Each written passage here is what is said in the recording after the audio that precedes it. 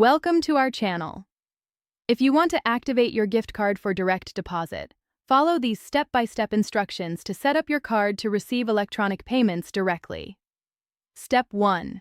Check if your gift card supports direct deposit functionality. Not all gift cards offer this feature, so verify with the card issuer or read the terms. Step 2. Visit the official website of the gift card issuer. Look for the website URL on the back of your card or in the accompanying materials. Step 3. Create an online account or log in if you already have one. You'll need to provide your card number and other verification details.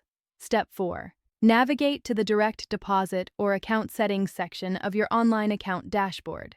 This option may also be labeled as Add Funds or Payment Settings. Step 5. Locate your card's routing number and account number, which are required for direct deposit. These are usually found in the account details section. Step 6.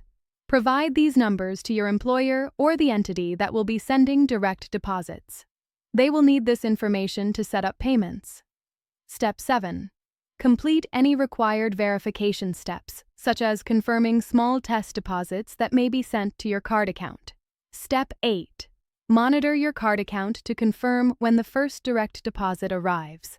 This typically takes 1 to 2 pay cycles to fully process.